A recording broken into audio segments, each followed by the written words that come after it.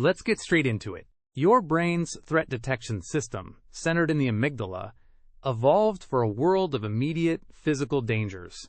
It is an exquisite piece of biological engineering, designed to answer one question with lightning speed. Do I need to run away from, fight, or play dead in front of that thing? This system, which initiates the fight, flight, or freeze response, is the reason your ancestors survived long enough to become your ancestors. The problem is that this ancient hardware is now running on the software of modern life, and it is constantly being triggered by psychological stressors that are not, in any objective sense, life-threatening.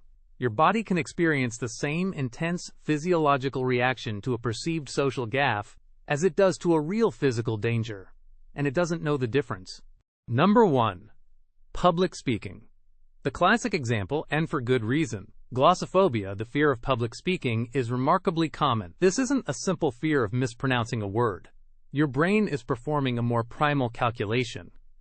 When you stand before a group, you are faced with a sea of watchful eyes. For an ancient hominid on the savannah, a dozen pairs of eyes staring intently usually meant one thing: you were being sized up by a predator pack. Your amygdala doesn't see a board meeting. It sees a ring of hungry leopards. It maps the modern social context onto an ancestral predator threat, triggering the same physiological cascade. Your heart rate increases to pump blood to your muscles for a fight or flight that will never happen. Adrenaline floods your system. The potential for social judgment and exclusion is interpreted not as mere embarrassment, but as a threat equivalent to being cast out from the tribe, a virtual death sentence in our evolutionary past. Your brain isn't afraid you'll look silly, it's afraid you'll die. Number 2. An unanswered text message.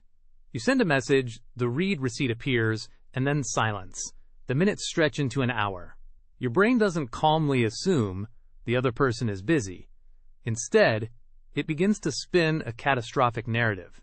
The silence is not an absence of information, it's a potent piece of negative information. Your brain treats this ambiguity as a social threat.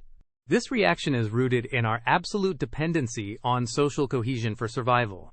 For our ancestors, a sudden, unexplained silence from a tribe member could signal disapproval, a shift in allegiance, or impending ostracism. The brain's predictive circuits hate an open loop. They are designed to seek certainty and social reciprocity. An unanswered text creates a void of information that the brain's threat detection system rushes to fill with worst-case scenarios, activating a low-grade stress response to a danger that exists only in the interpretive gap between delivered and typing. Number 3. Imposter syndrome. This is the persistent internal feeling of being a fraud, of having fooled everyone into thinking you are more competent than you believe yourself to be. Despite external evidence of your accomplishments, degrees, promotions, praise, you live with a quiet fear of being found out. This isn't just humility. Your brain is treating the discrepancy between your external persona and your internal self-assessment as a high-stakes deception. From an evolutionary standpoint, maintaining one's status within a social group is critical. The fear of being exposed as a fraud is a fear of social demotion and expulsion. Your brain interprets your success not as a reward, but as the setup for a catastrophic fall from grace. It activates a vigilance program, constantly scanning for evidence that the charade is about to end. This state of hypervigilance is exhausting and is the physiological equivalent of waiting for an inevitable attack from within your own tribe. Number 4. The Sunday scaries. That creeping sense of dread that begins to build on a Sunday afternoon, casting a shadow over the end of the weekend. It's not the work itself that is the threat, as you are not actually working. The threat is entirely simulated. Your brain is running a detailed, high-fidelity projection of the coming week, the stressful commute, the difficult meeting, the overwhelming inbox. The limbic system, particularly the amygdala, does not clearly distinguish between a real, present threat and a vividly imagined future one. As far as your body is concerned, the stressful meeting is happening right now, in your living room on a Sunday. It begins to release cortisol and adrenaline in preparation for a battle that is 24 hours away and may not even happen as you imagine. This anticipatory anxiety is a feature of a brain that evolved to worry about future dangers, like food shortages or predator migrations.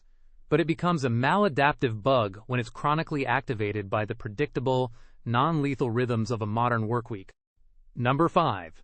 Financial market volatility. You open your brokerage app and see a significant portion of your retirement savings has vanished in a sea of red. You are in no immediate physical danger. Your next meal is secure. Yet, your heart pounds, your palms sweat, and you feel a visceral sense of panic. This is because abstract numbers on a screen are being processed by a part of your brain that equates resource loss with impending starvation. This is the work of loss aversion, a cognitive bias where the pain of losing is psychologically about twice as powerful as the pleasure of gaining. For our ancestors, losing a cache of food or a critical tool was a direct threat to survival. Your brain's ancient accounting system doesn't understand index funds or market corrections. It understands resource pile shrinking, and it triggers an alarm that is disproportionate to the actual modern-day threat. It's a primal fear of scarcity being activated by digital symbols. Number 6. Receiving unsolicited feedback. A manager says, "Can I give you some feedback?" Even if delivered with the best intentions, and even if the feedback is ultimately helpful, the initial moment can feel like a physical blow. This is because the interaction is immediately processed as a status threat. Human beings, like many primates, are wired to be exquisitely sensitive to their position within a social hierarchy. Negative feedback, however constructive, is a signal that you have violated a norm or failed to meet an expectation. In the brain's ancient calculus, this could lead to a drop in status. A lower status historically meant reduced access to resources, fewer mating opportunities, and increased vulnerability. The amygdala fires off a threat signal before your prefrontal cortex has a chance to calmly assess the content of the feedback. That initial defensive "I'm being attacked" feeling is your ancient social survival circuitry kicking into gear. Number 7. Clutter. A messy desk, a chaotic room, a home filled with disorganized objects. It seems trivial, but for many, chronic clutter is a source of significant, low-grade stress. This isn't just an aesthetic preference. Some theories in cognitive psychology and neuroscience suggest that a cluttered environment bombards your brain with excessive stimuli. Your visual cortex is overworked, and your attention is constantly being pulled in multiple directions. This sensory overload makes it difficult for the brain to focus and process information, creating a feeling of being overwhelmed and out of control. A loss of control over one's immediate environment is a subtle but potent threat signal. For an ancestral human, an orderly and predictable environment was a safe one. Clutter, in this sense, represents a kind of visual noise that can obscure potential dangers and tax cognitive resources, keeping the brain in a state of low-level, vigilant alert. Number 8. Being wrong on the internet. The compulsion to engage in a heated, pointless argument with an anonymous stranger in a comments section is a uniquely modern phenomenon, but its roots are ancient. When someone online attacks a belief you hold dear, be it political, ethical, or about the correct way to load a dishwasher, your brain can interpret it as a threat to your identity. Our beliefs are not just ideas. They are markers of tribal affiliation. When a core belief is challenged, it can feel like an attack on your tribe and your place within it. The brain's response is to defend the belief as if it were defending the tribe's territory. The anonymity of the internet removes the normal social brakes on this behavior, leading to an escalated fight-or-flight style of engagement over trivial matters. You are not just arguing about a movie. Your limbic system is engaged in a symbolic battle for the survival of your worldview. Number 9. Choice paralysis. Standing in a supermarket aisle faced with 50 different types of olive oil. Instead of feeling empowered by the abundance, you feel a sense of anxiety and indecision. This is the paradox of choice. While some choice is good, too much choice can be perceived by the brain as a threat. The cognitive load required to evaluate all the options is immense. More importantly, the more options there are, the higher the likelihood of making a wrong choice and experiencing post-decision regret. Your brain treats this potential for regret as a danger. It's a resource management problem. Making a bad choice could mean wasting valuable resources, time, energy, money.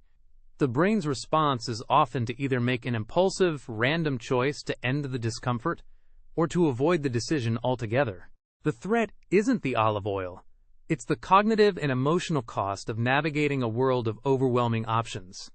Number 10. Being idle. The profound discomfort that arises from simply doing nothing.